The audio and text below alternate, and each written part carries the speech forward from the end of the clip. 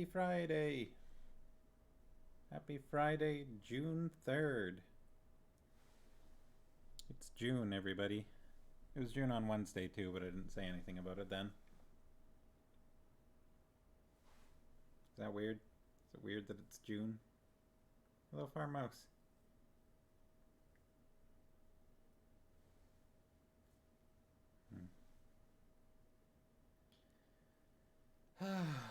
How are you? Nobody else in the room just yet. That I can see anyways.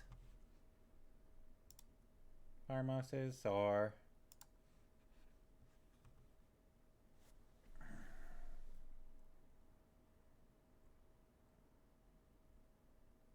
Slate is a little sleepy.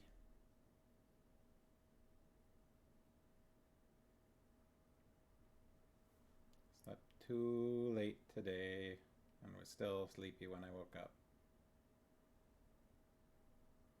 Got a little less sleepy for a little while. Now I'm sleepy again.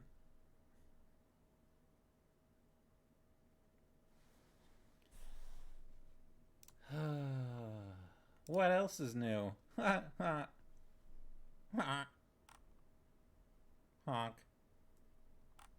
I don't know why I'm honking, I'm sorry.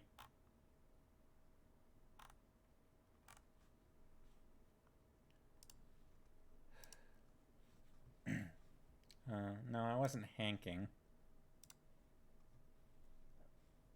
There's a difference there.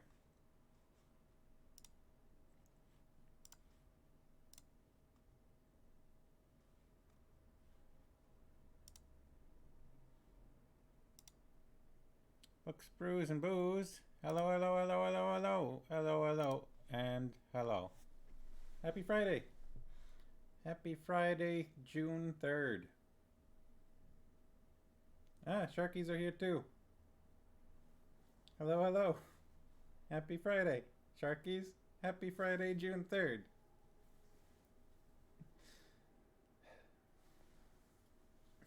How is everybody doing? You made it through the week. It's Friday. Friday evening. Tomorrow's Saturday. Our strata's bringing in a dumpster tomorrow to, dispose of whatever junk people need to dispose of, which is good timing for us, because we have some stuff to get rid of prior to our move. So we'll be taking advantage of that, and then we're heading out to Chilliwack again. And I'm gonna cook some pad thai for some friends. I'm gonna do better than I did last time, because last time I didn't realize how hot their water got, and I soaked the noodles in water that was very hot, and then they kind of turned mushy. So this time I'm just gonna soak the noodles in cold water until they're flexible, and then I'm gonna cook them from there. And that way, they should hopefully not turn mushy. And it should be better. Farmo says I'm good at pad thai. I have been good at pad thai in the past, but I feel like the past few times I've tried to make it, I've messed it up. And I'm disappointed with myself about that. Sharkies are alright, though would have preferred more sun before going back to pouring rain. Yeah, it was quite loud last night with the rain. It's not raining here right now, and there's some sunlight peeking through the clouds. I can see, some light coming in this way. I don't have the lights on in here. But yeah. Well, you know what they say. June showers bring July smoke clouds. Fend off? Nobody says anything about June showers. I don't know. I don't know what they say.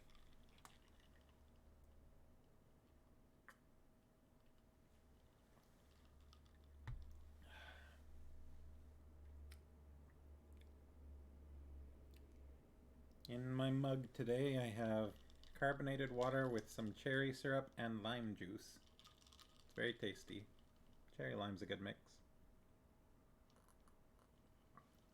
July heat waves.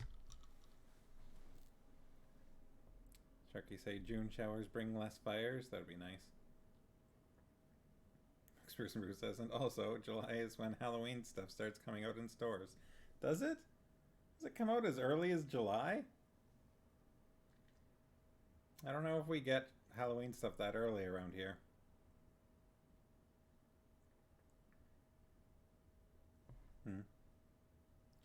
Do you make plans for Halloween well in advance? By the time Halloween rolls around this year, Varmos and I will hopefully have moved to a new place. So I have no idea, one, what that place might look like in terms of decorating it for Halloween, and two, what kind of neighborhood we might end up in and whether or not we will get trick-or-treaters or not.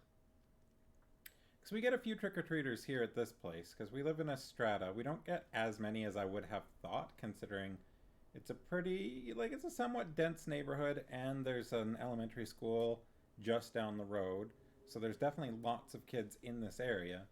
But we still only get 40, 45 trick-or-treaters a year. And I think it might just be because maybe the area we're in, not everybody is, celebrates Halloween, maybe? Some people do. Some people go really all out with the decorations around here. Farmhouse and I like to, put up... We usually pick a theme for Halloween. So we've done, an alien, spooky alien theme, and we did, a jungle dinosaur theme one year. And sometimes we go a little heavy, and some kids end up kind of scared, which is great. I maintain that there should be at least one actually scary house on Halloween in a neighborhood.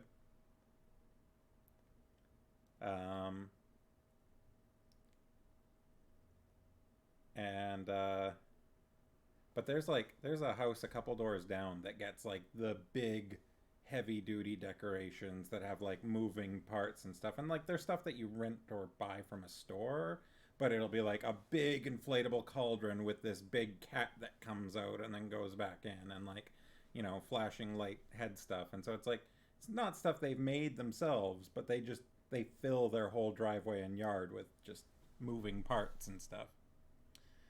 Books, Brews, and Brews posting an Instagram link to... Why, you look delicious. Candy. Your candy looks delicious is what I meant. A talking Please, flytrap sort of thing. And pass some time in my shade. Wow. That's pretty great.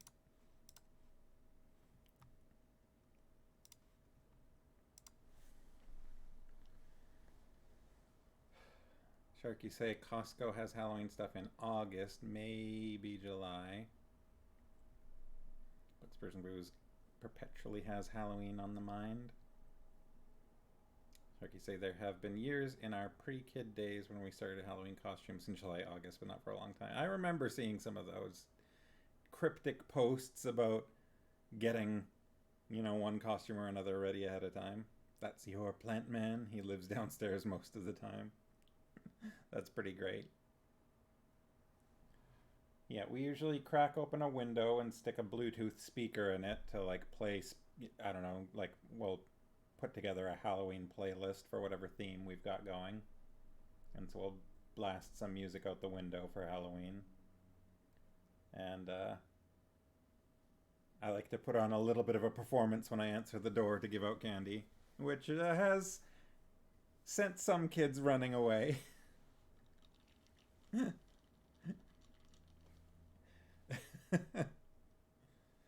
There was at least one or two instances where I had to give the candy to their parents instead.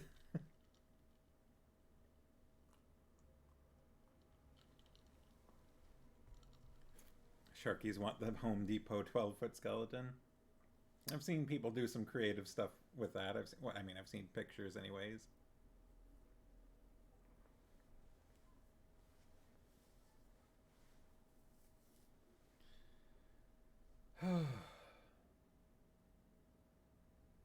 But yeah, I wonder what this Halloween is going to be like for us.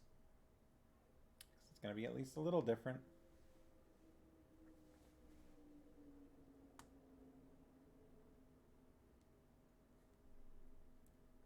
we do get some quite young kids here.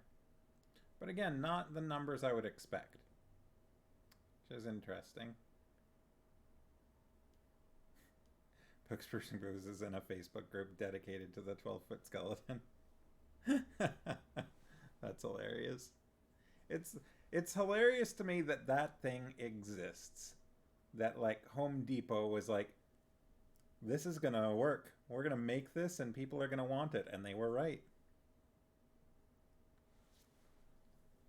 And it's not even, like, that expensive, I don't think. Like, for what it is. It's still, like, a couple $100 or something like that, right? But for, like, being a 12-foot tall skeleton, I would have expected it to be really overpriced. This year, Home Depot is coming out with a werewolf prop that looks pretty cool. Oh. Apparently, Home Depot is just, like, the Halloween go-to place.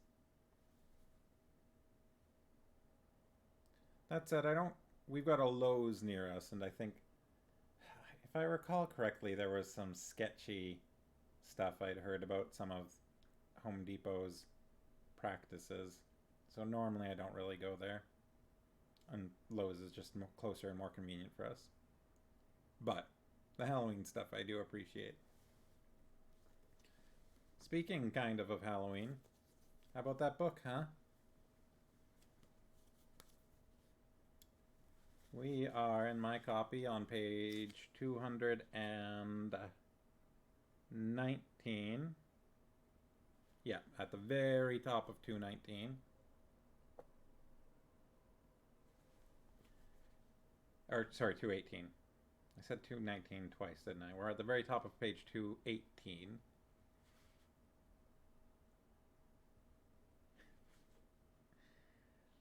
Last Wednesday's bit was pretty great. The whole witches providing directions to the traveling actors. That whole bit was just hilarious to me. Gotta offer to share your lunch or help them across the river. What is it? Salt pork. It gives me wind.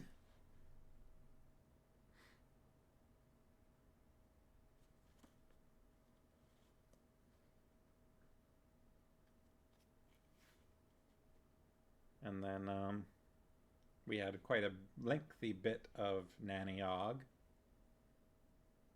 being the usual fantastic self. Locks. And then the actors presented the play to the Duke and Duchess, who seemed to approve.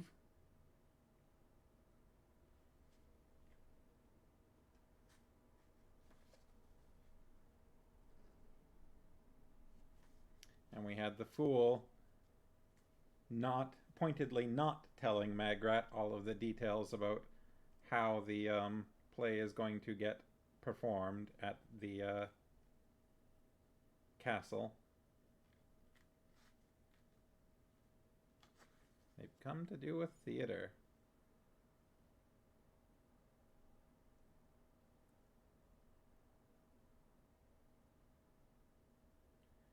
Now, I suppose the only one that actually met the Duke and Duchess was Hwel.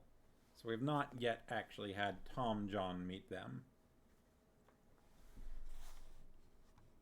Reminds me, there was something I wanted to check.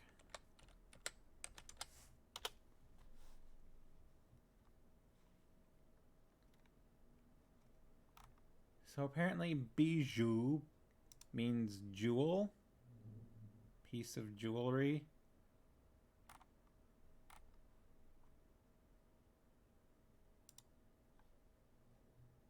Yeah, as far as I can tell, it just seems to be a small, dainty, usually ornamental piece of delicate workmanship, jewel, something delicate, elegant, or highly prized. was a bit confused about what was going on with that because I think Nanny Og is the one that threw out that word. And then Huel sort of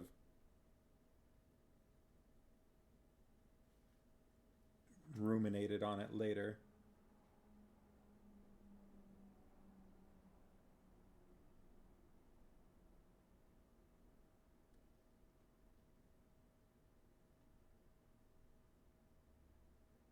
Trying to find.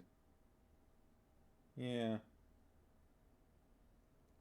She just said, bijou, she said. Handy for everywhere. I don't know. Maybe that's some kind of colloquial British thing. Hey, Slightly Stupid Bear's here. Welcome. How's it going? Sharky say, I bet if I were one of our grandparents, I'd suggest a bath with Epsom salts. Ah, for Farmhouse's injured shoulder, yeah.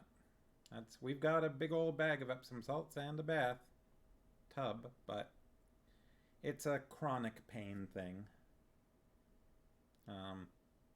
A recurring injury.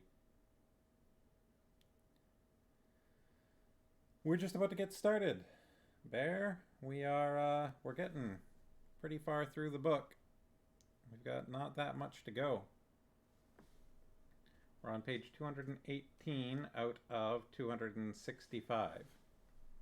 So, why don't I get started?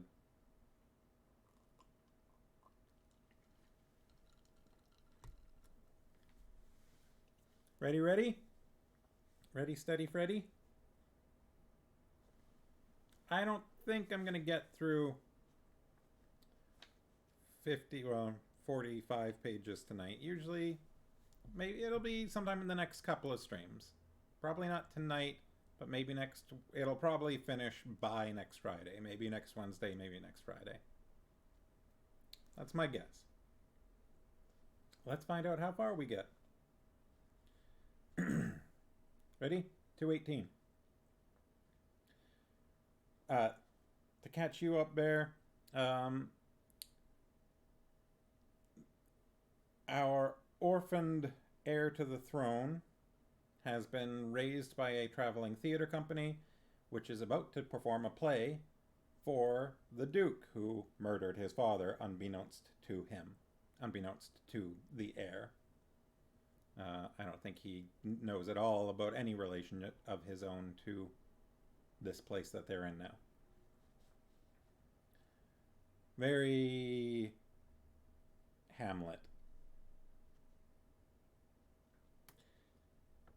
Tomorrow night came, and the witches went by a roundabout route to the castle, with considerable reluctance. If he wants us to be here, I don't want to go, said Granny. He's got some plan. He's using headology on us. There's something up, said Magrat. He had his men set fire to 3 cottages in our village last night. He always does that when he's in a good mood. That new sergeant is a quick man with the matches, too. Our Daff said she saw them actors practicing this morning, said Nanny Og, who was carrying a bag of walnuts and a leather bottle from which rose a rich, sharp smell.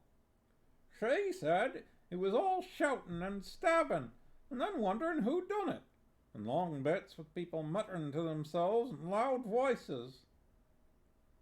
Actors, said Granny witheringly. As if the world weren't full of enough history without inventing more. They shout so loud, too, said Nanny. You can hardly hear yourself talk.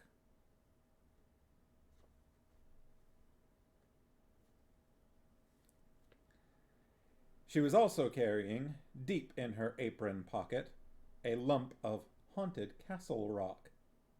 The king was getting in free. Granny nodded. But, she thought, it was going to be worth it. She hadn't got the faintest idea what Tom John had in mind, but her inbuilt sense of drama assured her that the boy would be bound to do something important. She wondered if he would leap off the stage and stab the Duke to death, and realized that she was hoping like hell that he would. "All hail what's name," she said under her breath, "who shall be king here after." That's here, comma, after. "Let's get a move on," said Nanny. "All the sherry'll be gone." The fool was waiting despondently inside the little wicket gate. His face brightened when he saw Magrat, and then froze in an expression of polite surprise when he saw the other two. "There's not going to be any trouble, is there?" he said. "I don't want there to be any trouble. Please." "I'm sure I don't know what you mean," said Granny regally, sweeping past. "Watcha, Jingle Bells," said Nanny, elbowing the man in the ribs. "I hope you haven't been keeping our girl here up late o' nights." "Nanny!" said Magrat, shocked. The fool gave the terrified, ingratiating rictus of young men everywhere when confronted by importunate elderly women commenting on their intimately personal lives. The older witches brushed past. The fool grabbed Magrat's hand. "I know where we can get a good view," he said. She hesitated. "It's all right," said the fool urgently. "You'll be perfectly safe with me." "Yes, I will, won't I?" said Magrat, trying to look around him to see where the others had gone. She really doesn't seem to have much interest anymore, huh? "They're staging the play outside, in the big courtyard. We'll get a lovely view from one of the gate towers, and no one else will be there. I put some wine up there for us, and everything." When she still looked half reluctant, he added, "And there's a cistern of water and a fireplace that the guards use sometimes, in case you want to wash your hair."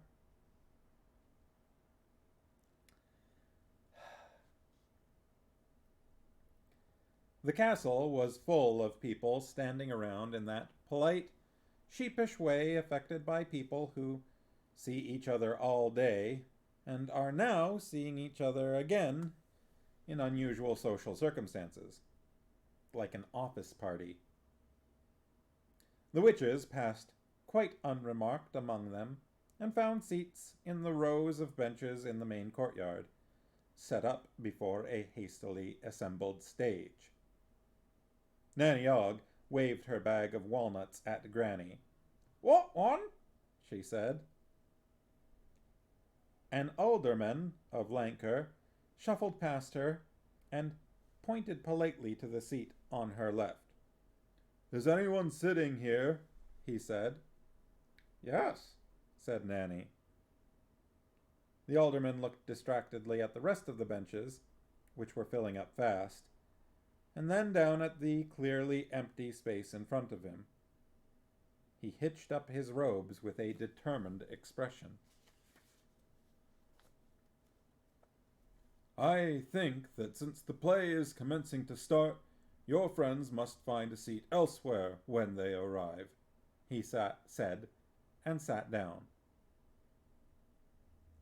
Within seconds, his face went white. His teeth began to chatter. He clutched at his stomach and groaned. "I told you," said Nanny as he lurched away. "What's the good of asking if you're not going to listen?" She leaned toward the empty seat. "Walnut?" "No, thank you," said King Varence, waving a spectral hand.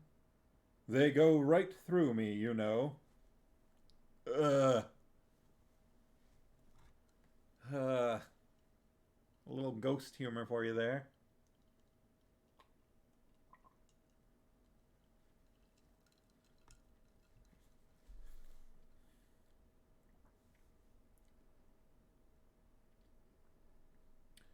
Pray, gentles all, list to our tale. What's this? Hissed Granny. Who's the fellow in the tights? He's the Prologue, said Nanny. Oh, I missed the footnote. He clutched at his stomach and groaned, footnote. I was like, trying to figure out where it was. The observant will realize that this was because the king was already seated there. It was not because the man had used the phrase commence to start in cold blood. But it ought to have been. End of footnote. All right. Moving back to where we were. He's the Prologue, said Nanny. You have to have him at the beginning so everyone knows what the play's about. Can't understand a word of it, muttered Granny. What's a gentle, anyway? Type of maggot, said Nanny. That's nice, isn't it? Hello, maggots. Welcome to the show. Puts people in a nice frame of mind, doesn't it?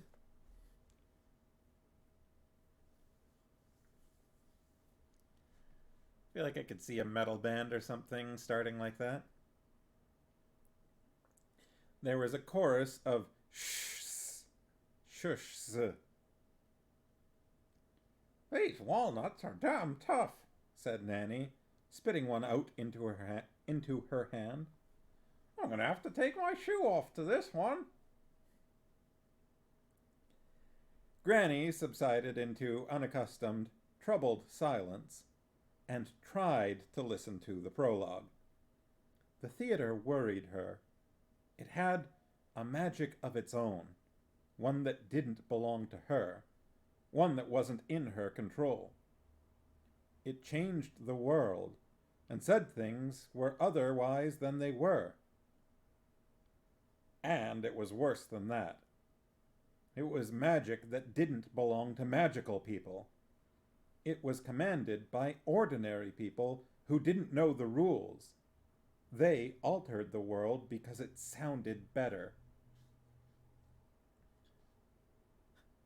Farmo says Crypt Keeper style boils and ghouls. I was thinking more like Drill Sergeant style hello maggots.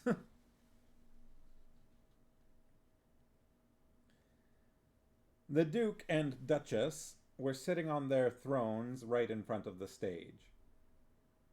As Granny glared at them, the Duke half turned, and she saw his smile. I want the world the way it is, she thought. I want the past the way it was. The past used to be a lot better than it is now. And the band struck up. Hwell peered around a pillar and signaled to Wimslow and Bratsley, who hobbled out into the glare of the torches. Old man, an elder. What hath befell the land? Old woman, a crone. 'Tis a terror! The dwarf watched them for a few seconds from the wings, his lips moving soundlessly. Then he scuttled back to the guard room, where the rest of the cast were still in the last hasty stages of dressing. He uttered the stage manager's traditional scream of rage. Come on, he ordered. Soldiers of the king at the double! And the witches! Where are the blasted witches? 3 junior apprentices presented themselves. I've lost my wart! The cauldron's all full of yuck! There's something living in this wig. Calm down, screamed Hwell. It'll all be all right on the night. This is the night, Hwell. Hwell snatched a handful of putty from the makeup table and slammed on a wart like an orange. The offending straw wig was rammed on its owner's head, livestock and all, and the cauldron was briefly inspected and pronounced full of just the right sort of yuck. Nothing wrong with yuck like that. On stage, a guard dropped his shield, bent down to pick it up, and dropped his spear. Quell rolled his eyes and offered up a silent prayer to any gods that might be watching. It was already going wrong. The earlier rehearsals had their little teething troubles, it was true, but Quell had known one or two monumental horrors in his time, and this one was shaping up to be the worst. The company was more jittery than a pot full of lobsters. Out of the corner of his ear, he heard the on-stage dialogue falter and scurried to the wings. "Avenge the terror of thy father's death," he hissed, and hurried back to the trembling witches. He groaned. Divers alarums. This lot were supposed to be terrorizing a kingdom. He had about a minute before the cue.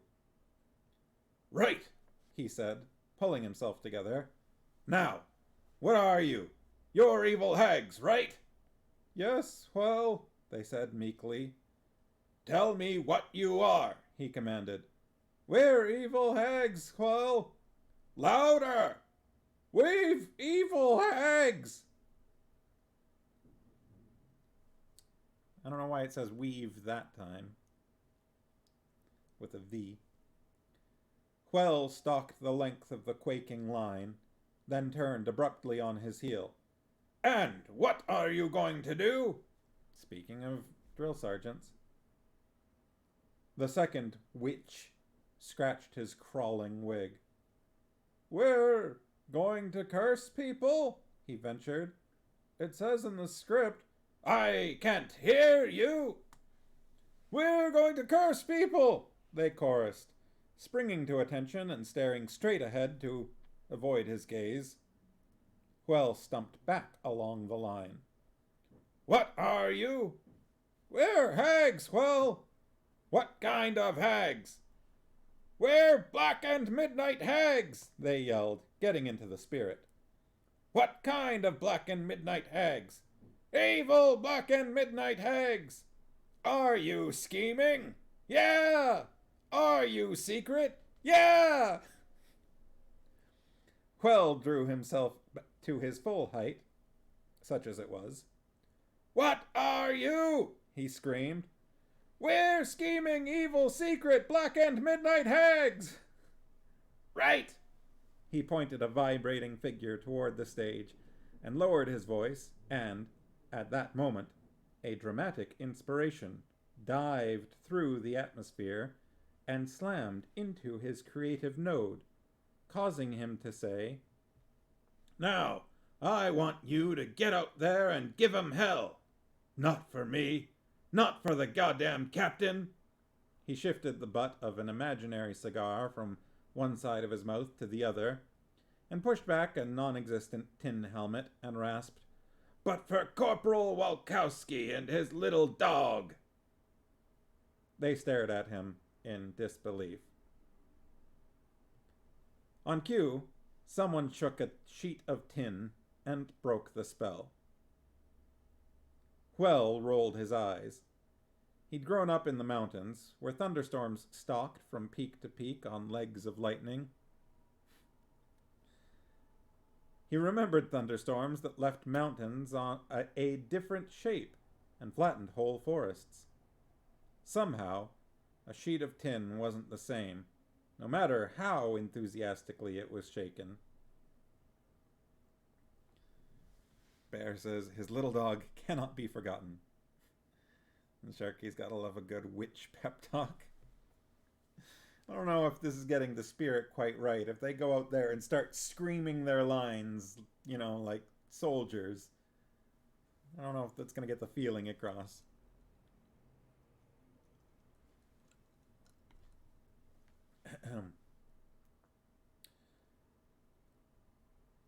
Just once, he thought, just once. Let me get it right just once. He opened his eyes and glared at the witches. "What are you hanging around here for?" he yelled. "Get out there and curse them!" He watched them scamper onto the stage, and then Tom John tapped him on the head. "Well, there's no crown." "Oh." Said the dwarf, his mind wrestling with ways of building thunder and lightning machines. "There's no crown, Well. I've got to wear a crown." "Of course there's a crown. The big one with the red glass. Very impressive. We used it in that place with the big square." "I think we left it there."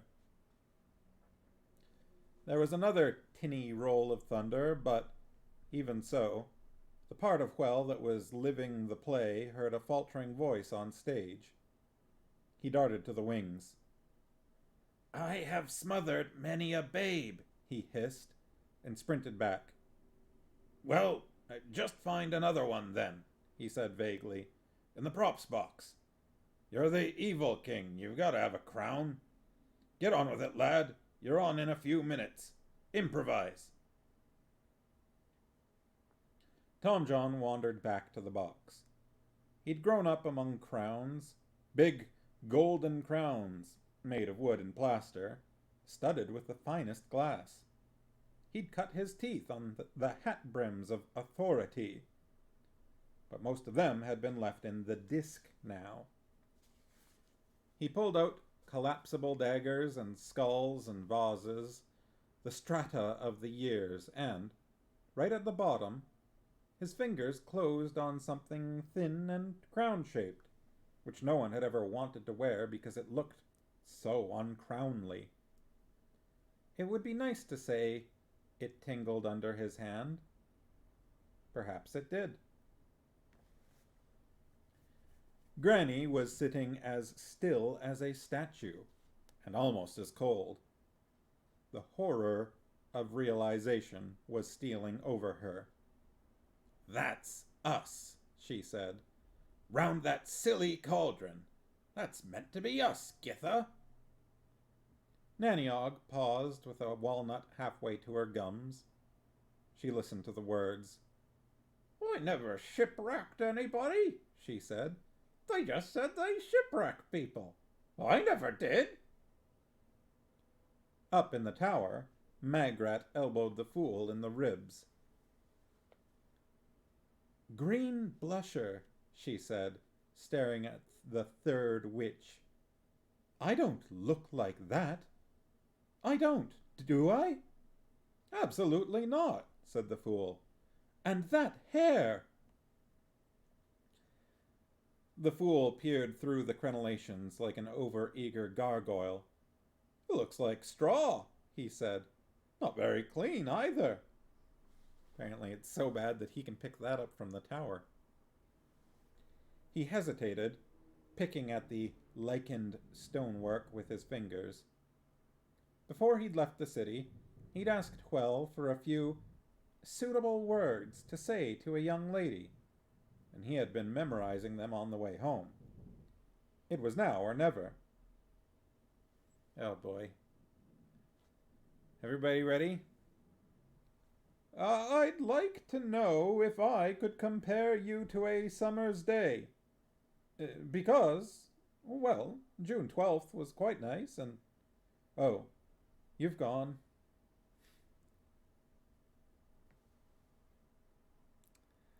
Poor fool. King Verence gripped the edge of his seat. His fingers went through it. Tom John had strutted onto the stage. "That's him, isn't it? That's my son." The uncracked walnut fell from Nannyog's fingers and rolled onto the floor. She nodded. Shark, you say the fool is trying so hard. Verence turned a haggard, transparent face toward her. "But what is he doing? What is he saying?" Nanny shook her head. The king listened with his mouth open as Tom John, lurching crab-wise across the stage, launched into his major speech. "I think he's meant to be you," said Nanny, distantly. "But I never walked like that. Why's he got a hump on his back? What's happened to his leg? He listened some more and added, in horrified tones, And I certainly never did that. Or that. Why is he saying I did that?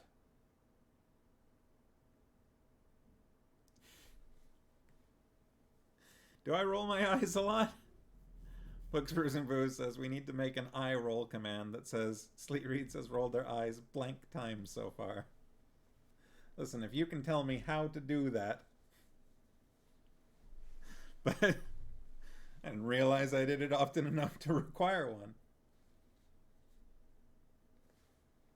Oh boy.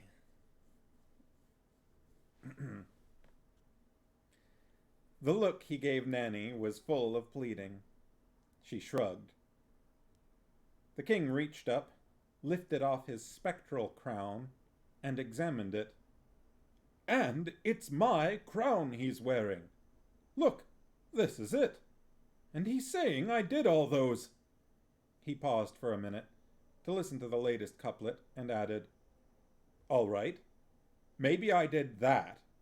So I set fire to a few cottages. But everyone does that. It's good for the building industry anyway. He put the ghostly crown back on his head. Why's he saying all this about me? He pleaded. It's art, said Nanny. It what's name? Holds up a mirror to life.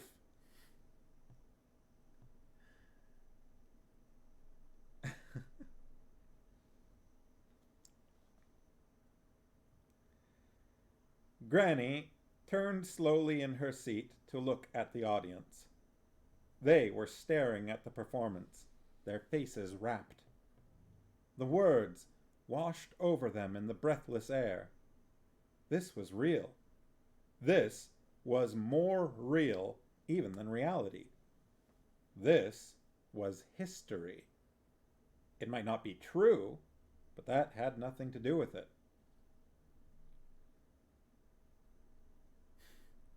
Farmo says, and a teen angst command. That's got to happen. Yeah. For when we get back to the Belgariad.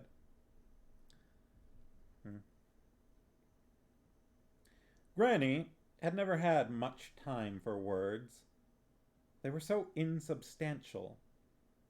Now she wished that she had found the time.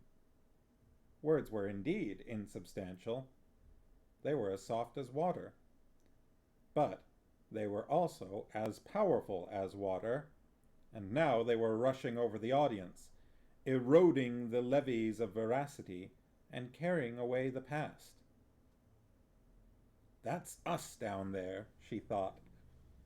Everyone knows who we really are, but the things down there are what they'll remember. 3 gibbering old baggages and pointy hats. All we've ever done, all we've ever been, won't exist anymore. She looked at the ghost of the king. Well, he'd be no worse than any other king.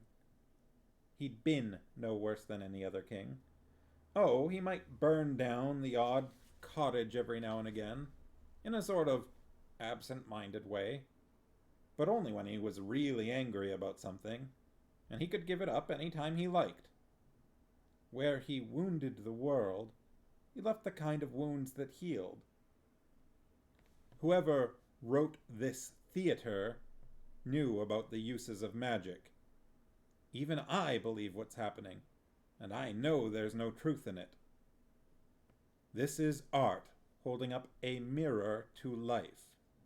That's why everything is exactly the wrong way around. Good line. We've lost. There's nothing we can do against this without becoming exactly what we aren't. Nanny Ogg gave her a violent nudge in the ribs. Did you hear that? She said. One of them said we put babies in the cauldron. They've done a slander on me. I'm not sitting here and having them say we put babbies in a cauldron. Oh, babbies. There's double B's.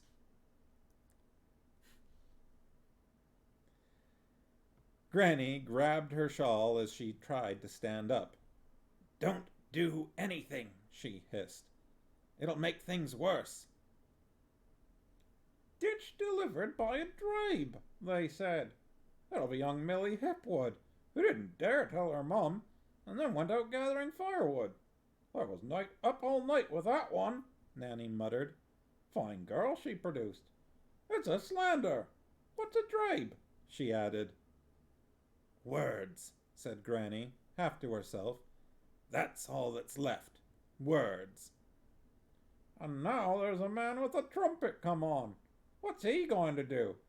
Oh, end of Act 1, said Nanny. The words won't be forgotten, thought Granny. They've got a power to them. They're damn good words, as words go.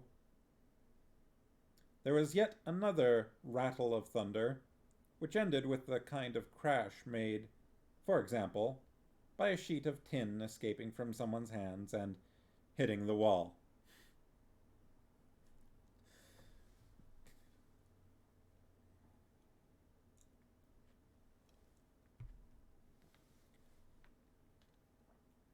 In the world outside the stage, the heat pressed down like a pillow, squeezing the very life out of the air.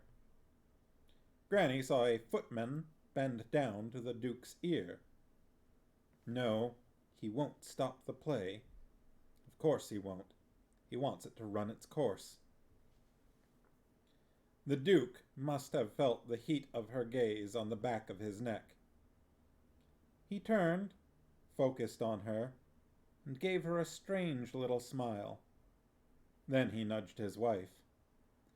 They both laughed. Granny Weatherwax was often angry. She considered it one of her strong points. Genuine anger was one of the world's great creative forces. But you had to learn how to control it. That didn't mean you let it trickle away. It meant you dammed it carefully, let it develop a working head, let it drown whole valleys of the mind, and then, just when the whole structure was about to collapse, opened a tiny pipeline at the base and let the iron-hard stream of wrath power the turbines of revenge. She felt the land below her, even through several feet of foundations, flagstones, 1 thickness of leather, and 2 thicknesses of sock. She felt it waiting. She heard the king say, "My own flesh and blood? Why has he done this to me? I'm going to confront him." She gently took Nanny Ogg's hand. "Come, Githa," she said. That's something I feel like Granny Weatherwax and Captain Vimes have in common. The, using your anger for a purpose.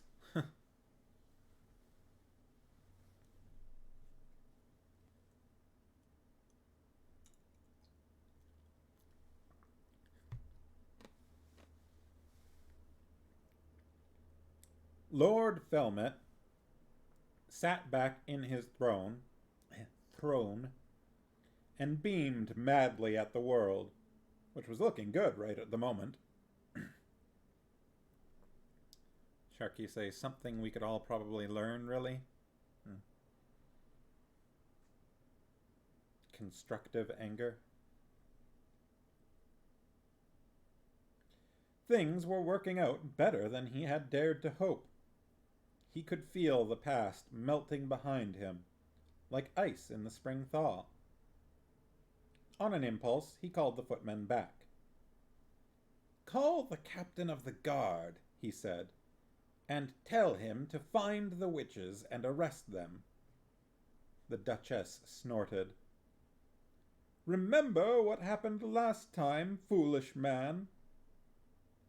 "We left 2 of them loose," said the Duke. "This time, all 3. The tide of public feeling is on our side. That sort of thing affects witches. Depend upon it." The Duchess cracked her knuckles to indicate her view of a public opinion. You must admit, my treasure, that the experiment seems to be working. It would appear so. Very well. Don't just stand there, man. Before the play ends, tell him. Those witches are to be under lock and key. Death adjusted his cardboard skull in front of the mirror, twitched his cowl into a suitable shape, stood back, and considered the general effect. It was going to be his first speaking part. He wanted to get it right. Cower now, brief mortals, he said, for I am death, 'gainst whom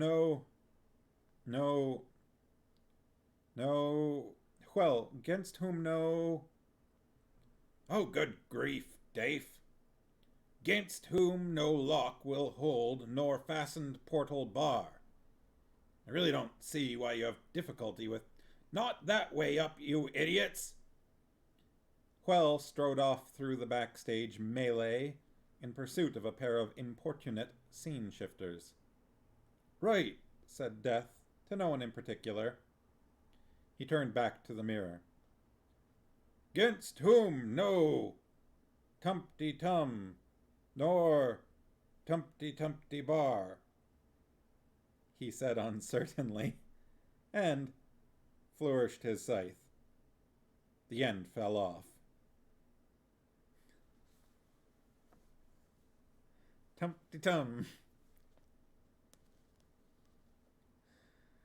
Ah, boy.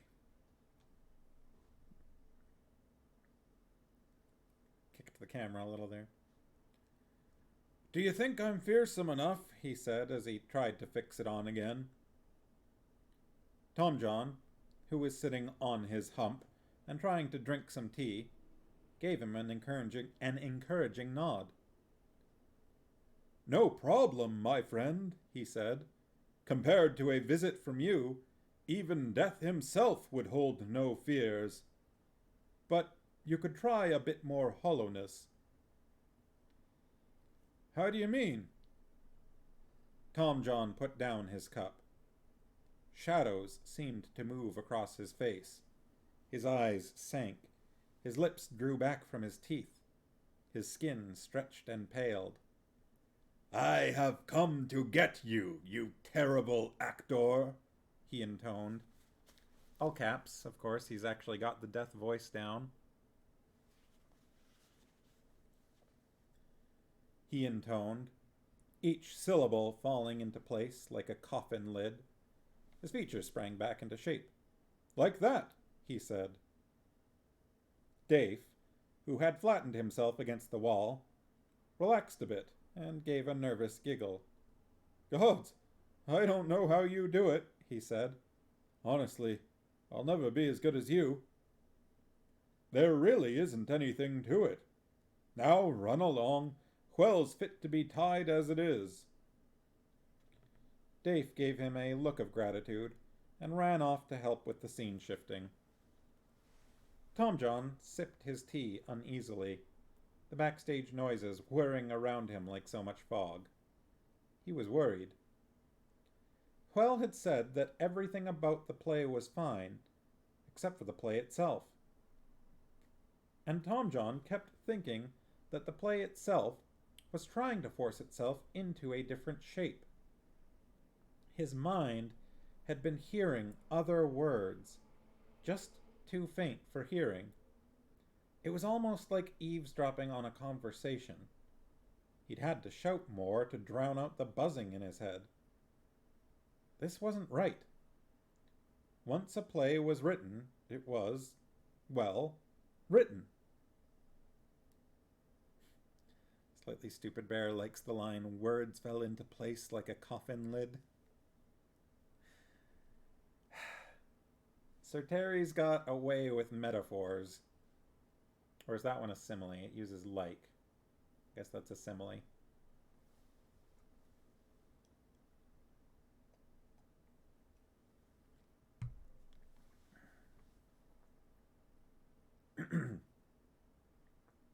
Once a play was written, it was, well, written. It shouldn't come alive and start twisting itself around. No wonder everyone needed prompting all the time. The play was writhing under their hands, trying to change itself. Ye gods, he'd be glad to get out of this spooky castle, and away from this mad duke.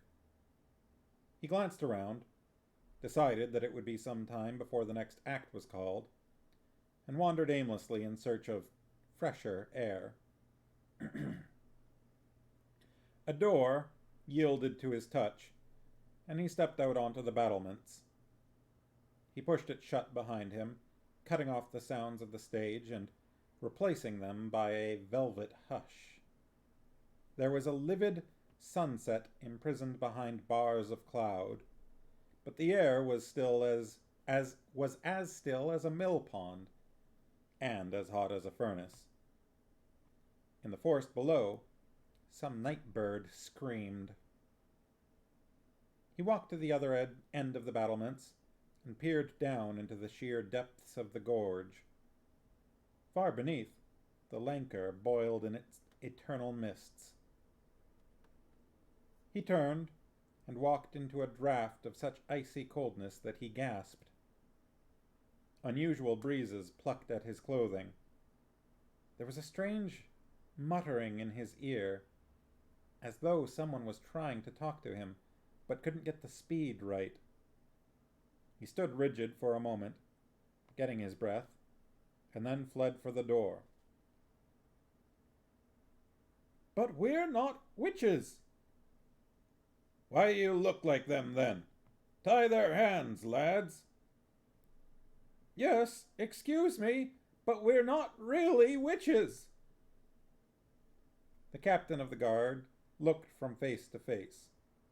His gaze took in the pointy hats, the disordered hair smelling of damp haystacks, the sickly green complexions, and the herd of warts. Guard captain for the Duke wasn't a job that offered long-term prospects for those who used initiative. 3 witches had been called for, and these seemed to fit the bill.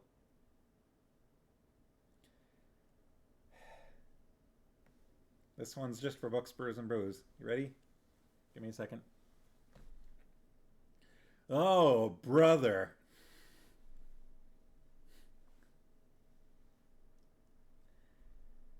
The captain never went to the theater. When he was on the rack of adolescence, he'd been badly frightened by a Punch and Judy show, and since then had taken pains to avoid any organized entertainment and had kept away from anywhere where crocodiles could conceivably be expected. He'd spent the last hour enjoying a quiet drink in the guard room. "I said tie their hands, didn't I?" he snapped. "Shall we gag them as well, Captain?" "But if you'd just listen, we're with the theater." "Yes," said the captain, shuddering. "Gag them." "Please." The captain leaned down and stared at 3 pairs of frightened eyes. He was trembling. "That," he said, "is the last time you'll eat anyone's sausage."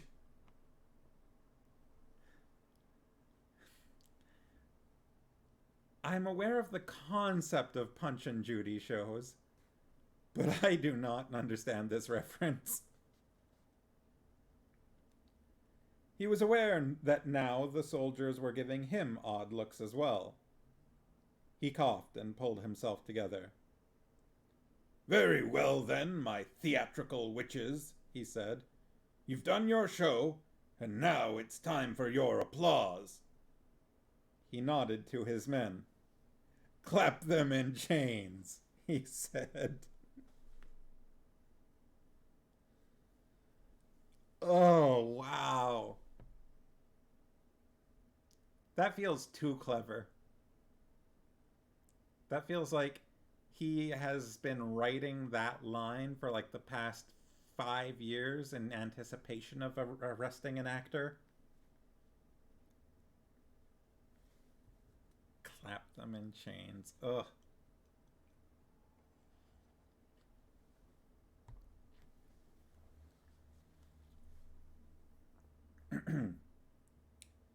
3 other witches sat in the gloom behind the stage.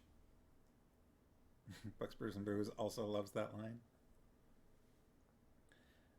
Sat in the gloom behind the stage, staring vacantly into the darkness. Granny Weatherwax had picked up a copy of the script, which she peered at from time to time, as if seeking ideas. Divers alarums and excursions, she read uncertainly. That means lots of terrible happenings, said Magrat. You always put that in plays. Alarums and what? Said Nanny Og, who hadn't been listening. Excursions, said Magrat patiently. Oh. Nanny Og brightened a bit. The seaside would be nice, she said.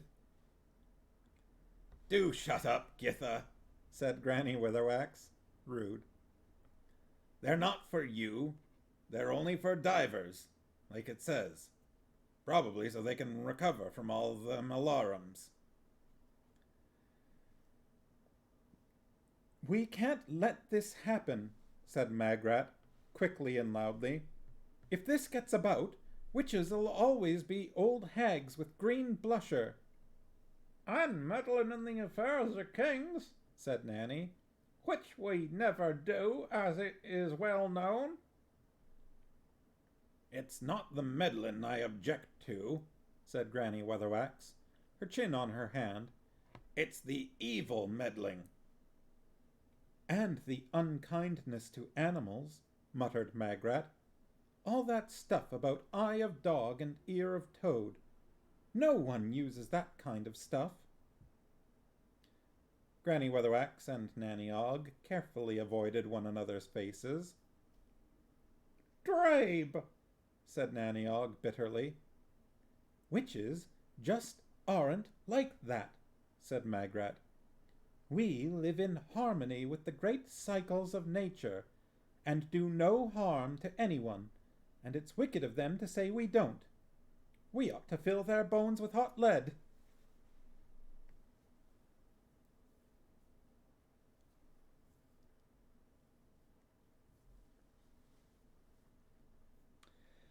The other two looked at her with a certain amount of surprised admiration. She blushed, although not greenly, and looked at her knees. Goody Whemper did a recipe, she confessed. It's quite easy. What you do is, you get some lead, and you— I don't think that would be appropriate, said Granny carefully. After a certain amount of internal struggle, it could give people the wrong idea. But not for long, said Nanny wistfully. No, we can't be having with that sort of thing, said Granny, a little more firmly this time. We'd never hear the last of it.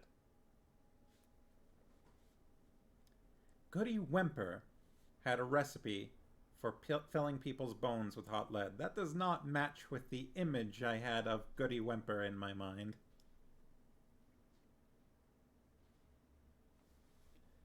Why don't we just change the words, said Magrat. When they come back on stage, we could just put the fluents on them so they forget what they're saying, and give them some new words. I suppose you're an expert at theatre words, said Granny sarcastically. They'd have to be the proper sort, otherwise people would suspect. Shouldn't be too difficult, said Nanny Og dismissively. I've been studying it. You go, Tumpty, Tumpty, Tumpty. She's right. That's pretty much it. You just gotta get the Tumpty, Tumpty, Tumpty, right? Tumpty, Tumpty, Tumpty, Tum. Yeah, that's all there is to it. Not even being that sarcastic. A little sarcastic, but no, that's pretty much it, right? Granny gave this some consideration. There's more to it than that, I believe, she said. Some of those speeches were very good. I couldn't understand hardly any of it. There's no trick to it at all, Nanny Og insisted. Anyway, half of them are forgetting their lines as it is. It'll be easy. Sharky said, say anything in iambic pentameter and you've covered. Books, Brews, and Booze on the way to their first audition. Tumpty, tumpty, tumpty. Yes, excuse me. I'm going to be reading for the part of Lady Macbeth.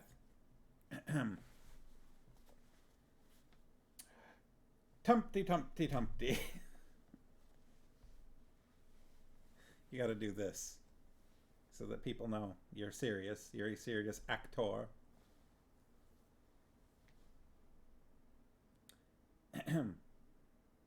We could put words in their mouths, said Magrat. Nanny Og nodded. I don't know about new words, she said, but we can make 'em forget these words.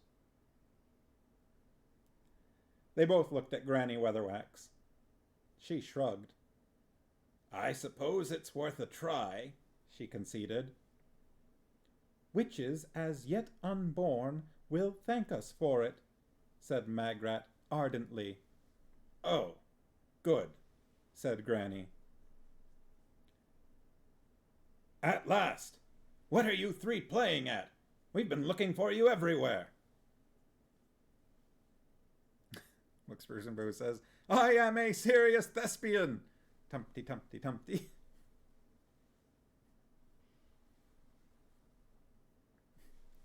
Listen, what you do in your own private life is your own business.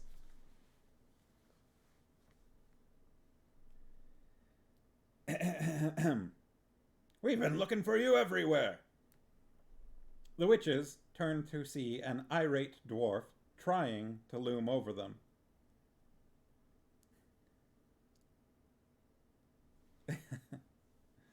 Almost laughing at those famous Lady McBee lines.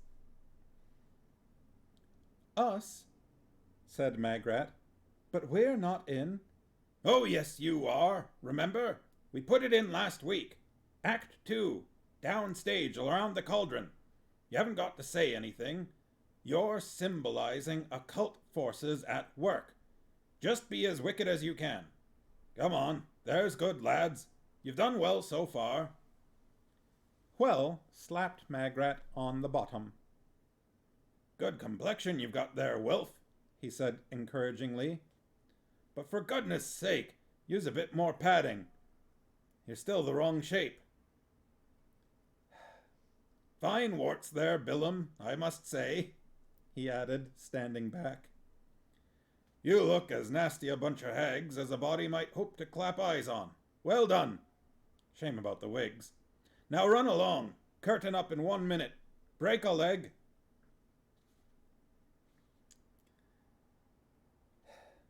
He gave Magrat another ringing slap on her rump, slightly hurting his hand, and hurried off to shout at someone else.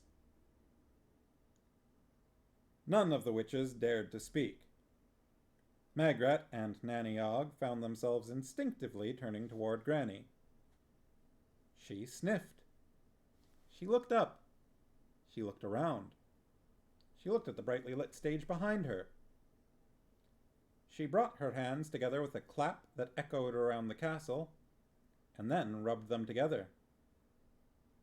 Useful, she said grimly. Let's do the show right here.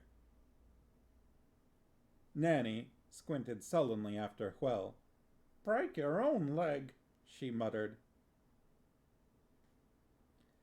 Hwel stood in the wings and gave the signal for curtains, and for the thunder. It didn't come. Thunder! He hissed, in a voice heard by half the audience. Get on with it! A voice from behind the nearest pillar wailed, I went and bent the thunder, Hwel. It just goes clonk clonk.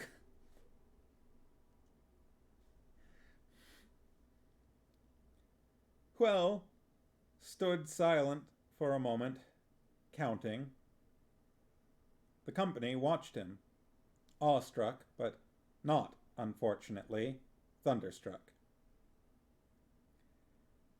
At last, he raised his fists to the open sky and said, "I wanted a storm!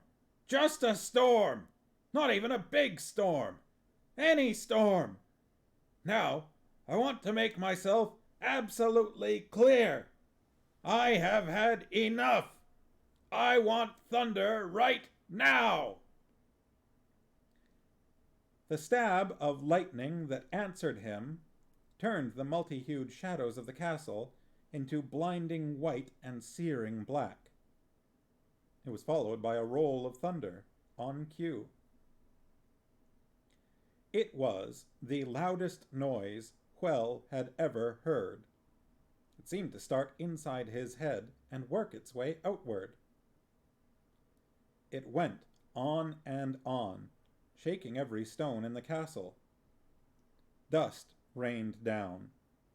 A distant turret broke away with balletic slowness and, tumbling end over end, dropped gently into the hungry depths of the gorge. When it finished, it left a silence that rang like a bell. Hwel looked up at the sky. Great black clouds were blowing across the castle, blotting out the stars. The storm was back. It had spent ages learning its craft. It had spent years lurking in distant valleys. It had practiced for hours in front of a glacier. It had studied the great storms of the past. It had honed its art to perfection. And now, tonight, with what it could see was clearly an appreciative audience waiting for it, it was going to take them by, well, tempest. Hwel smiled. Perhaps the gods did listen after all. He wished he'd asked for a really good wind machine as well. He gestured frantically at Tom John. "Get on with it!" The boy nodded and launched into his main speech. "And now our domination is complete." Behind him on the stage, the witches bent over the cauldron. "It's just tin, this one," hissed Nanny, "and it's full of all yuck." "And the fire is just red paper," whispered Magrat. "It looked so real from up there. It's just red paper. Look, you can poke it." "Never mind," said Granny. "Just look busy and wait until I say." As the evil king and the good duke began the exchange that was going to lead to the exciting duel scene, they became uncomfortably aware of activity behind them, and occasional chuckles from the audience. After a totally inappropriate burst of laughter, Tom John risked a sideways glance. One of the witches was taking their fire to bits. Another one was trying to clean the cauldron. The third one was sitting with her arms folded, glaring at him. "The very soil cries out at tyranny," said Wimslow, and then caught the expression on Tom John's face and followed his gaze. His voice trailed into silence. "And calls me forth for vengeance," prompted Tom John helpfully. But, whispered Wimslow, trying to point surreptitiously with his dagger. "Well, he wouldn't be seen dead with the cauldron like this," said Nanny Og, in a whisper loud enough to carry to the back of the courtyard. 2 days' work with a scourer and a bucket of sand is this." "And calls me forth for vengeance," hissed Tom John. Out of the tail of his eye, he saw Hwel in the wings, frozen in an attitude of incoherent rage. "How do they make it flicker?" said Magrat. "Be quiet, you two," said Granny. "You're upsetting people." She raised her hat to Winslow. "Go ahead, young man. Don't mind us." "What?" said Winslow. "Aha! It calls you forth for vengeance, does it?" said Tom John, in desperation.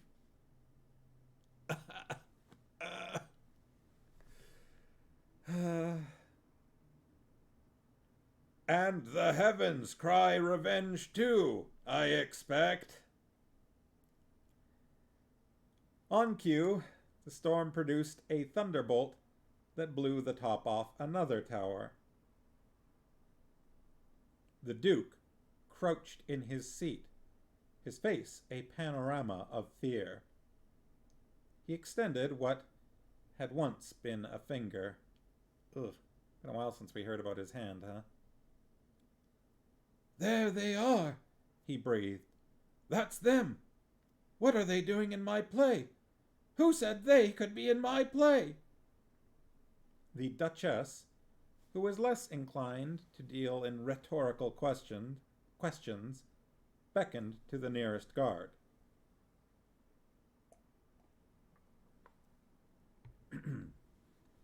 On stage, Tom John was sweating under the load of the script.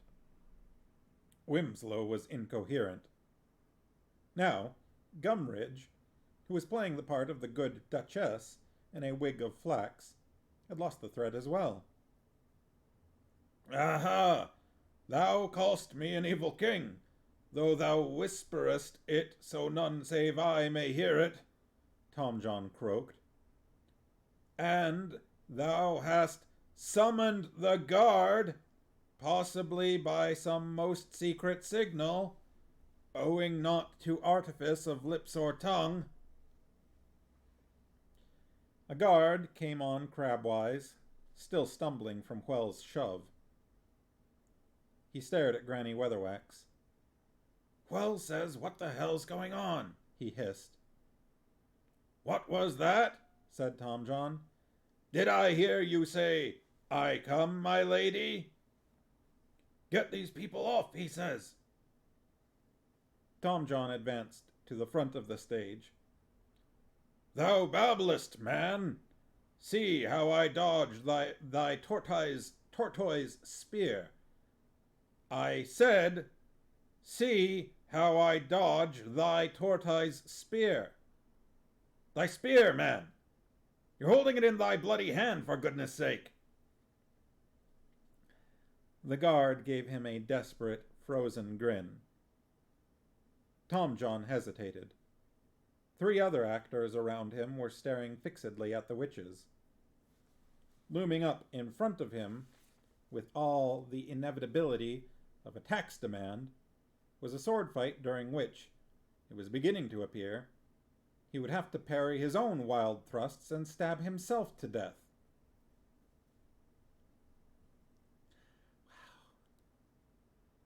He turned to the 3 witches. His mouth opened. For the first time in his life, his awesome memory let him down. He could think of nothing to say.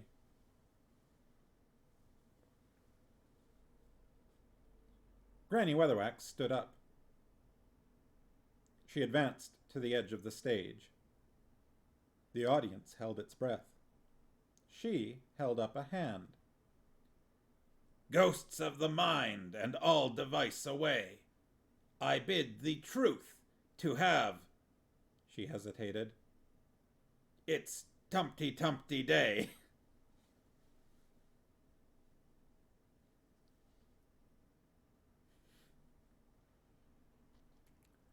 Tom John felt the chill engulf him. The others, too, jolted into life. Up from out of the depths of their blank minds, new words rushed. Words red with blood and revenge. Words that had echoed among the castle's stones. Words stored in silicon. Words that would have themselves heard. Words that gripped their mouths so tightly that an attempt not to say them would result in a broken jaw. "Do you fear him now?" said Gumridge. "And he so amazed with drink." Oh, sorry. Let me go back. Gumridge is the Duchess. "Do you fear him now?" said Gumridge. "And he so amazed with drink. Take his dagger, husband. You are a bladeswith from the kingdom." "I dare not," Wimslow said, trying to look in astonishment at his own lips. "Who will know?" Gumridge waved a hand toward the audience. He'd never act so well again. "See, there is only eyeless night. Take the dagger now. Take the kingdom tomorrow. Have a stab at it, man." Wimslow's hand shook. "I have it, wife," he said. "Is this a dagger I see before me?" "Of course it's a bloody dagger. Come on, do it now. The weak deserve no mercy. We'll say he fell down the stairs." "But people will suspect." "Are there no dungeons? Are there no pillywinks?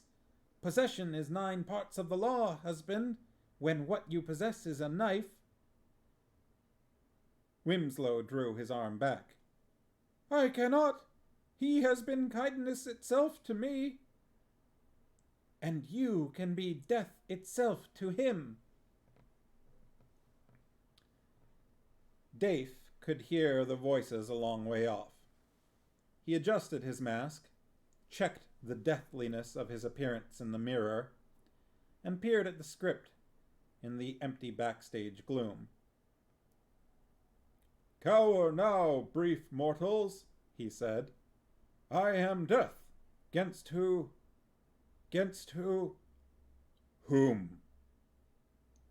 "Oh, thanks," said the boy distractedly. "'Gainst whom no lock may hold." Will hold. "Will hold, nor fastened portal bar, here to... Here to take my tally on this night of kings." Dafe sagged. "You're so much better at it," he moaned.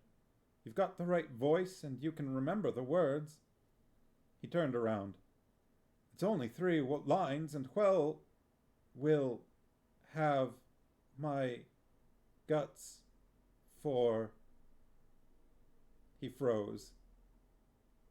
His eyes widened and became 2 saucers of fear as Death snapped his fingers in front of the boy's rigid face. "Forget," he commanded, and turned and stalked silently toward the wings.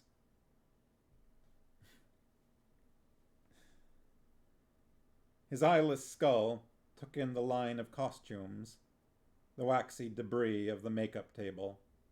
His empty nostrils snuffed up the mixed smells of mothballs, grease, and sweat. There was something here, he thought, that nearly belonged to the gods. Humans had built a world inside the world, which reflected it in pretty much the same way as a drop of water reflects the landscape. And yet, inside this little world, they had taken pains to put all the things you might think they would want to escape from. Hatred, fear, tyranny, and so forth. Death was intrigued. They thought they wanted to be taken out of themselves. And every art humans dreamt up took them further in. He was fascinated. He was here for a very particular and precise purpose.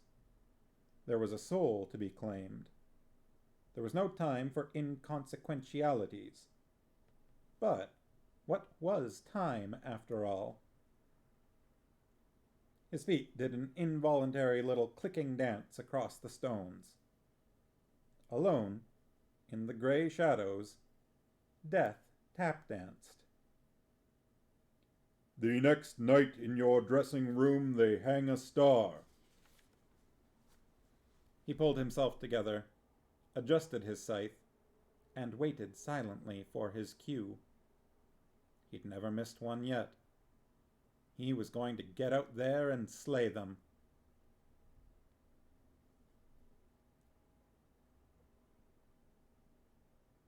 And you can be death itself to him. Now! Death entered, his feet clicking across the stage. "Cower now, brief mortals," he said, "for I am Death, 'gainst whom against whom—" He hesitated. He hesitated for the very first time in the eternity of his existence. For, although the Death of the Discworld was used to dealing with people by the million, at the same time, every death was intimate and personal. Death was seldom seen except by those of an occult persuasion and his clients themselves. The reason that no one else saw him was that the human brain is clever enough to edit sights too horrible for it to cope with. But the problem here was that several hundred people were in fact expecting to see Death at this point, and were, therefore, seeing him. Death turned slowly and stared back at hundreds of watching eyes. Even in the grip of the truth, Tom John recognized a fellow actor in distress and fought for mastery of his lips. "Lock will hold," he whispered, through teeth fixed in a grimace. Death gave him a manic grin of stage fright. "What?" he whispered, in a voice like an anvil being hit with a small lead hammer. "Lock will hold, nor fastened portal," said Tom John encouragingly.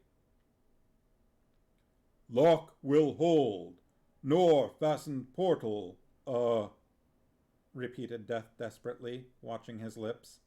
"Bar! Bar!" "No, I cannot do it," said Wimslow. "I will be seen. Down there in the hall, someone watches." "There is no one." "I feel the stare." "Dithering idiot! Must I put it in for you? See, his foot is upon the top stair." Wimslow's face contorted with fear and uncertainty. He drew back his hand. "No!" The scream came from the audience. The Duke was half risen from his seat, his tortured knuckles at his mouth. As they watched, he lurched forward between the shocked people. "No! I did not do it! It was not like that! You cannot say it was like that! You were not there!" He stared at the upturned faces around him and sagged. "Nor was I," he giggled. "I was asleep at the time, you know. I remember it quite well. There was blood on the counterpane. There was blood on the floor. I could not wash off the blood. But these are not proper subjects for the inquiry. I cannot allow the discussion of national security. It was just a dream. And when I awoke, he'd be alive tomorrow. And tomorrow it wouldn't have happened, because it was not done. And tomorrow you can say I did not know. And tomorrow you can say I had no recollection. What a noise he made in falling! Enough to wake the dead. Who would have thought he had so much blood in him?" By now, he had climbed onto the stage and grinned brightly at the assembled company.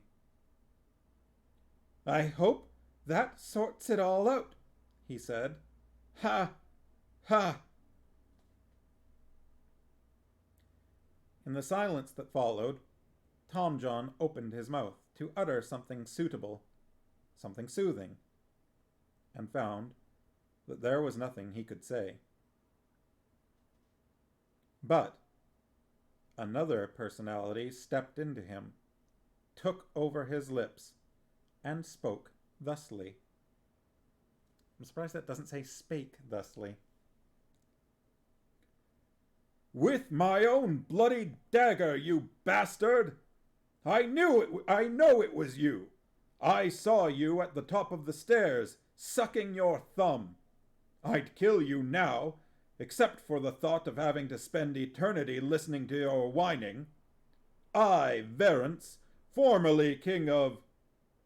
What testimony is this? Said the Duchess. She stood in front of the stage, with half a dozen soldiers beside her. These are just slanders, she added, and treason to boot, the rantings of mad players. I was bloody King of Lancre, shouted Tom John. In which case you are the alleged victim, said the Duchess calmly, and unable to speak for the prosecution. It is against all precedent. Tom John's body turned toward death. You were there. You saw it all. I suspect I would not be considered an appropriate witness. Therefore, there is no proof, and where there is no proof, there is no crime, said the Duchess. She motioned the soldiers forward. So much for your experiment, she said to her husband. I think my way is better. She looked around the stage and found the witches. Arrest them, she said. No, said the fool, stepping out of the wings. What did you say? I saw it all, said the fool simply. I was in the great hall that night. You killed the king, my lord. I did not, screamed the Duke. You were not there. I did not see you there. I order you not to be there. You did not dare say this before, said Lady Felmet. Yes, lady, but I must say it now. The Duke focused unsteadily on him. You swore loyalty unto death, my fool, he hissed. Yes, my lord. I'm sorry. You're dead. The Duke snatched a dagger from Wimslow's unresisting hand, darted forward, and plunged it to the hilt into the fool's heart. Magrat screamed. The fool rocked back and forth unsteadily. Thank goodness that's over, he said, as Magrat pushed her way through the actors and clasped him to what could charitably be called her bosom. It struck the fool that he had never looked a bosom squarely in the face, at least since he was a baby, and it was particularly cruel of the world to save the experience until after he was dead. He gently moved one of Magrat's arms and pulled the despicable horned cowl from his head and tossed it as far as possible. He didn't have to be a fool anymore, or, he realized, bother about vows or anything. What with bosoms as well, death seemed to be an improvement. I didn't do it, said the Duke. No pain, thought the fool. Funny, that. On the other hand, you obviously can't feel pain when you are dead. It would be wasted. You all saw that I didn't do it, said the Duke. Death gave the fool a puzzled look. Then he reached into the recesses of his robes and pulled out an hourglass. It had bells on it. He gave it a gentle shake, which made them tinkle. I gave no orders that any such thing should be done, said the Duke calmly. His voice came from a long way off, from wherever his mind was now. The company stared at him wordlessly. It wasn't possible to hate someone like this, only to feel acutely embarrassed about being anywhere near him. Even the fool felt embarrassed, and he was dead. Death tapped the hourglass, then peered at it to see if it had gone wrong. "You are all lying," said the Duke in tranquil tones. "Telling lies is naughty." He stabbed several of the nearest actors in a dreamy, gentle way, and then held up the blade. "You see," he said. "No blood. It wasn't me." He looked up at the Duchess, towering over him now like a red tsunami over a small fishing village. "It was her," he said. "She did it." He stabbed her once or twice, on general principles, and then stabbed himself and let the dagger drop from his fingers. After a few seconds' reflection, he said, in a voice far nearer to the worlds of sanity, "You can't get me now." He turned to Death. "Will there be a comet?" he said.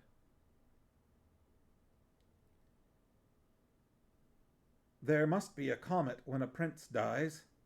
I'll go and see, shall I?" He wandered away. The audience broke into applause.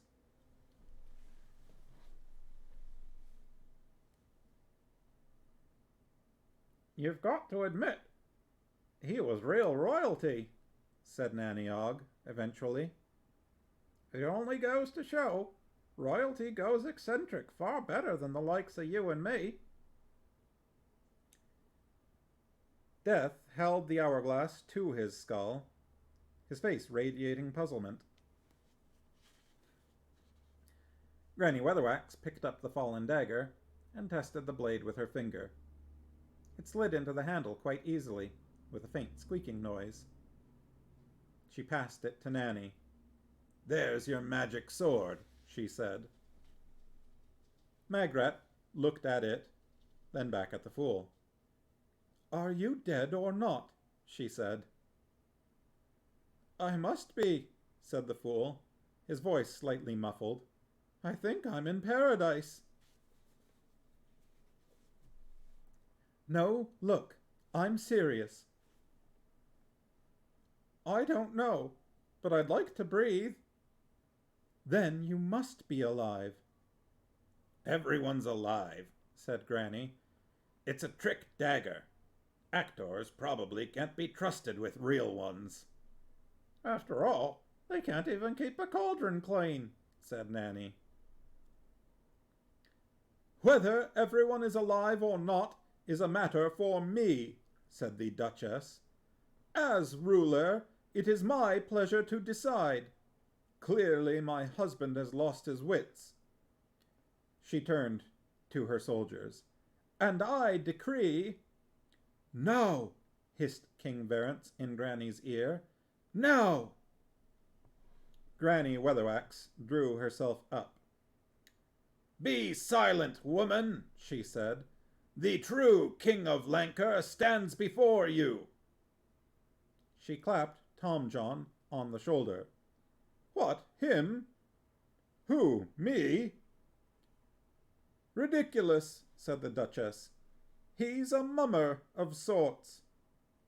"She's right, miss," said Tom John, on the edge of panic. "My father runs a theatre, not a kingdom." "He is the true king. We can prove it," said Granny. "Oh, no," said the Duchess. "We're not having that. There's no mysterious returned heirs in this kingdom. Guards, take him!" Granny Weatherwax held up a hand. The soldiers lurched from foot to foot, uncertainly. "She's a witch, isn't she?" said one of them, tentatively. "Certainly," said the Duchess. The guards shifted uneasily. "We seen where they turn people into newts," said one. "And then shipwreck them." "Yeah, and alarum the divers." "Yeah." "We ought to talk about this. We ought to get extra for witches." "She could do anything to us. Look, she could be a Drabe even."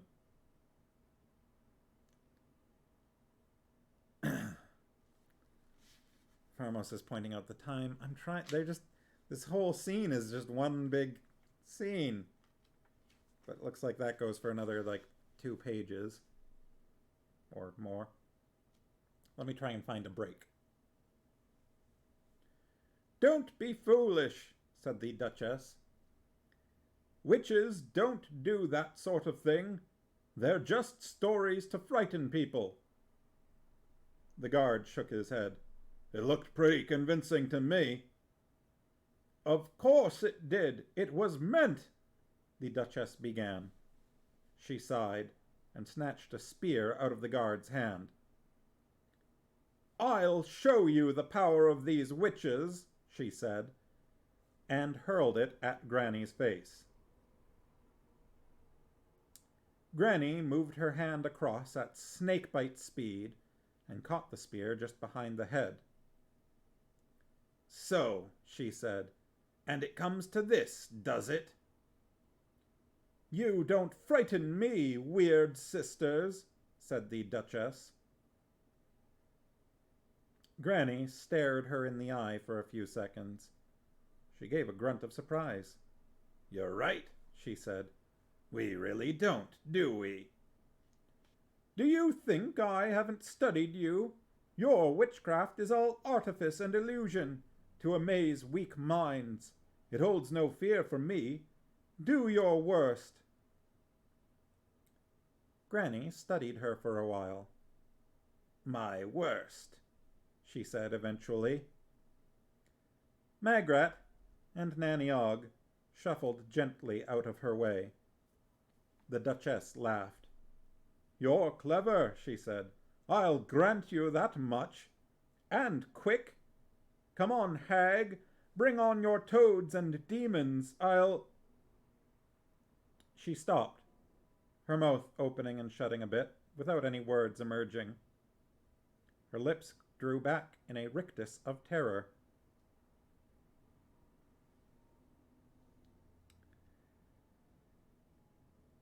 Her eyes looked beyond Granny, beyond the world, toward something else. One knuckled hand flew to her mouth, and she made a little whimpering noise. She froze, like a rabbit that has just seen a stoat, and knows without any doubt that it is the last stoat that it will ever see.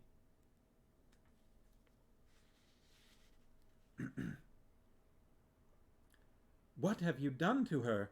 said Magrat, the first to dare to speak. Granny smirked. "Headology," said Granny, and smirked. She smirked twice there. Granny smirked, headology, said Granny, and smirked. A little bit of awkward writing. "You don't need any Black Alice magic for it." "Yes, but what have you done?" "No one becomes like she is without building walls inside their head," she said. "I've just knocked them down. Every scream, every plea, every pang of guilt, every twinge of conscience. All at once. There's a little trick to it." She gave Magrat a condescending smile. "I'll show you one day, if you like." Magrat thought about it. "It's horrible," she said. "Nonsense." Granny smiled terribly. "Everyone wants to know their true self. Now, she does." "Sometimes you have to be Sometimes you have to be kind to be cruel," said Nanny Ogg approvingly. "I think it's probably the worst thing that could happen to anyone," said Magrat, as the Duchess swayed backward and forward. "For goodness sake, use your imagination, girl," said Granny. "There are far worse things. Needles under the fingernails, for one. Stuff with pliers." "Red-hot knives up the jacksie," said Nanny Ogg. Nope. Moving on. "Handle first, too, so you cut your fingers trying to pull them out." Nanny Hogg! This is simply the worst that I can do, said Granny Weatherwax primly. It's all right and proper, too. A witch should act like that, you know. There's no need for any dramatic stuff. Most magic goes on in the head. It's headology. Now, if you'd... A noise like a gas leak escaped from the Duchess's lips. Her head jerked back suddenly. She opened her eyes, blinked, and focused on Granny. Sheer hatred suffused her features.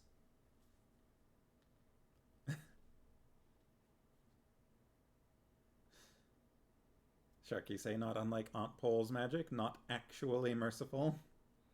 Books Bruce and Booze says, oh my word, probably about the red hot knives bit. That was... ugh. Guards, she said. I told you to take them. Granny's jaw sagged. What? She said. But I showed you your true self. I'm supposed to be upset by that, am I? As the soldiers sheepishly grabbed Granny's arms, the Duchess pressed her face close to Granny's, her tremendous eyebrows a V of triumphant hatred. I'm supposed to grovel on the floor, is that it?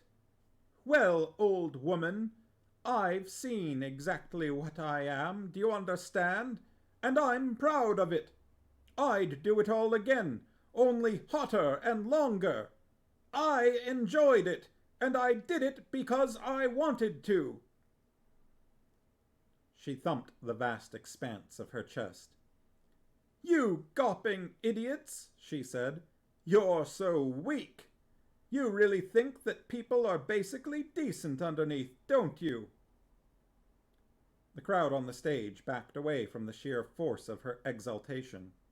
Well, I've looked underneath, said the Duchess. I know what drives people. It's fear. Sheer, deep down fear. There's not one of you who doesn't fear me. I can make you whittle your drawers out of terror, and now I'm going to take... At this point, Nanny Ogg hit her on the back of the head with the cauldron. She does go on, doesn't she said conversationally, as the Duchess collapsed. She was a bit eccentric, if you ask me. There was a long, embarrassed silence. All right. I think we should stop there, because I'm not finding a better break. And otherwise, we're going to just basically keep going at this point. There's, less than 20 pages left? So we will almost definitely finish up on Wednesday. Sort of an awkward place to stop, but... Hey Google, turn on desk lights. Please.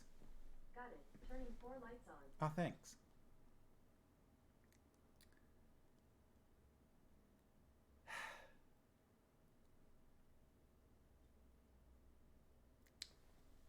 Like the Sharky said, so many pieces in play on this chessboard. Yep. That was a lot. I am warm. I'm very warm. I'm taking off my robe. Excuse me, I'm disrobing. Oh.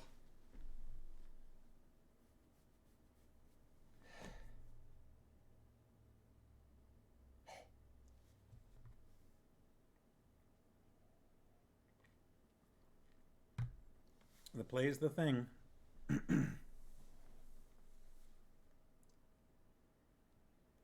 Bear says it's been lovely listening while you ate lunch tonight. Lunch? Are you in... What time zone are you in? It's nearly 9 p.m. where I am. You've missed so much of the context of this story, but it's highly entertaining. Yeah, you came here for... You showed up for the climax, basically. The play's the thing.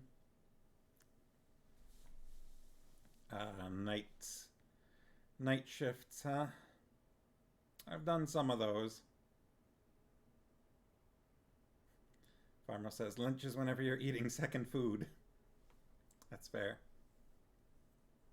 Unless you're only having like 2 foods in a day.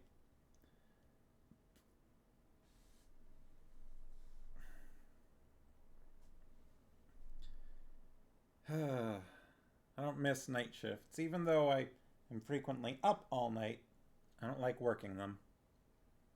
Ugh. Some days on film sets, you would be like, there were a lot of night shoots because like I worked on various superhero shows and things, and also Supernatural.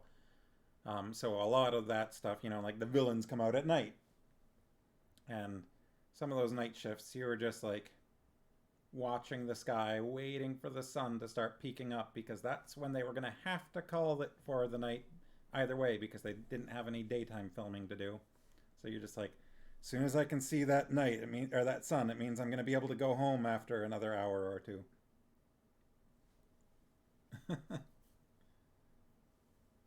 You kind of like working nights? That's good.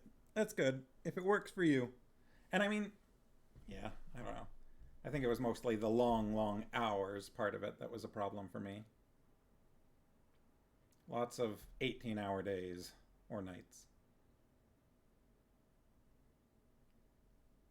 And then go home for 5 hours and then up again to do it again. Mr. Sharkey remembers being background on night shoots. Yeah. The longest, I didn't really usually do much more than 18 hours. I know people that did more than that. But I was usually out of there by like 18-ish at the most. Less than 19 anyways. Slightly Stupid Bear saying, loves Books, Brews, and Booze name, have a follow. Yeah, no, I usually 18 hours was, 15 hours was more average, sadly. Yeah, like it was a good day if you were out of there at 12 hours, but 15 hours was pretty average.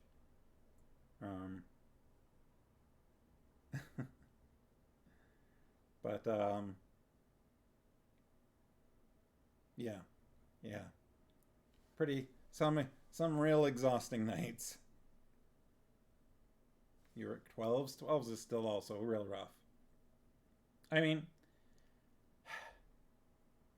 the thing is, you get used to what you're doing. So I try not to, like, you know, some people will have like a rough 6-hour shift or something like that and feel like their day's gone on forever. And I don't think that there's anything like, I don't, you know, I'm not the type of person to be like, oh, you worked 16 hours, or 6 hours, I worked 3 times. That's not me. Because I've been there, right? I've done those retail shifts where like a 6-hour shift can feel like an eternity. 5 p.m. to 5 a.m. Yeah, that's... It's weird because, like, especially in, like, the summer, you know, you feel like you are sleeping through so much of the daylight. Books, Brews used to be more of a night owl, but that's changed somewhat. Bear also works in a coffee manufacturing plant, so you can snort some coffee grounds and keep going. I would hope that they have coffee available for drinking of a decent quality, but I guess if it's the manufacturing plant, they're not too concerned with public image.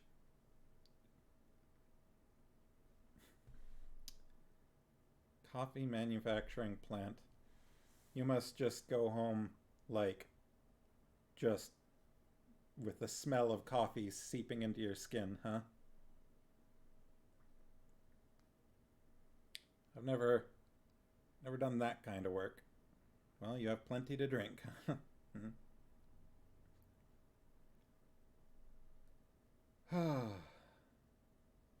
Hopefully you like coffee still.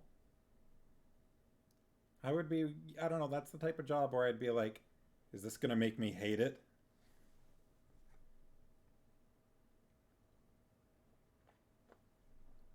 You're a roaster, so you smell of it. All right, well.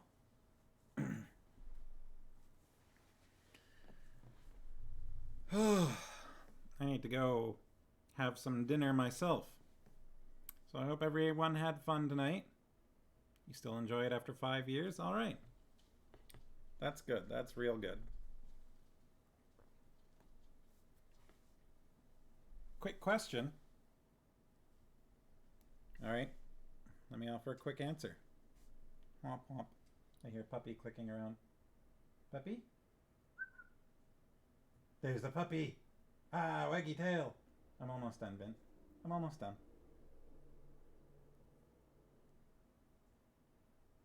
He can sense, I don't know, something about the way that I guess I must wrap up the streams. He can sense when I'm finished and gets excited.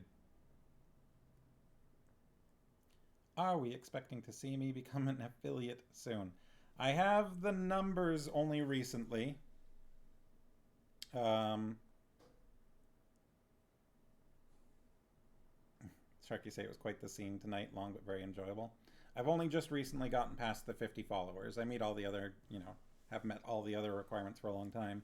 I just need to actually, answer their tax questions and and stuff like that. Yeah, I meet all the requirements for the affiliate program, and they've sent me the invite. I just haven't done the tax side of things. The, giving them my financial info. And then, I don't know. I don't care about the actual money side of it because I'm not going to make any money on there, I'm sure. But it'd be fun to be able to have the, badges and emotes and things like that. That's the stuff that I'm like, oh, that'd be cool. The toys that are locked behind it are what are my incentive for actually signing up. Got a new follower during this stream, apparently. Radio Veshate. Radio Veshate? Bear says, when I do it, you look forward to it? Alright.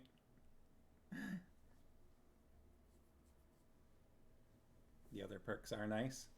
Yeah, it'll be cool to set some. I really need to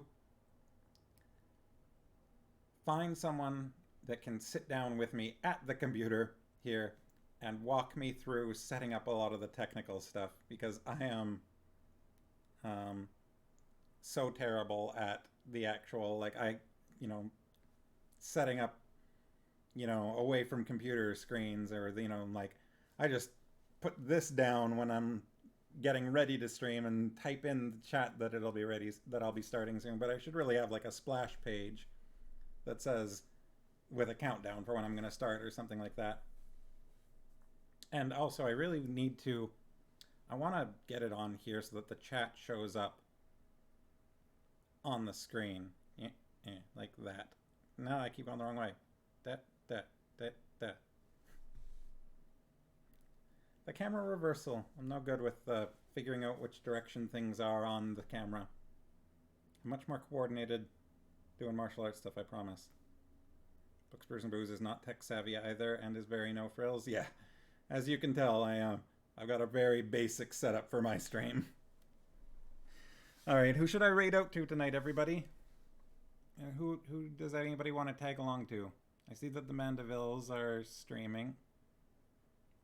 Books, Brews, and Booze has a handwritten be right back note. That's good. That's pretty good.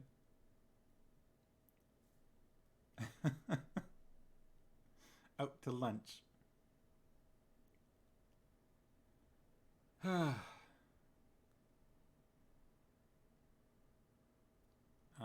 Yeah. Would anybody like to suggest a raid, or should I just wrap things up?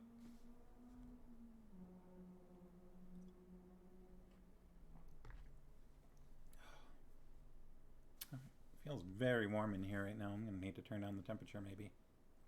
Farmos needs meds. Alright.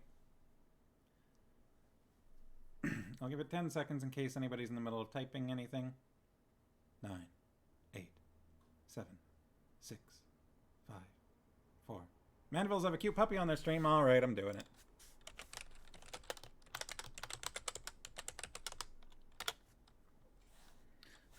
Well, I hope everybody has a very nice weekend.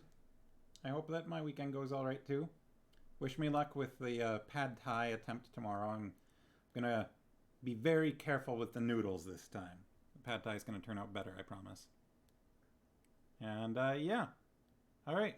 I'll see everybody next Wednesday, and we will almost certainly finish this book next Wednesday. So be there. Bye.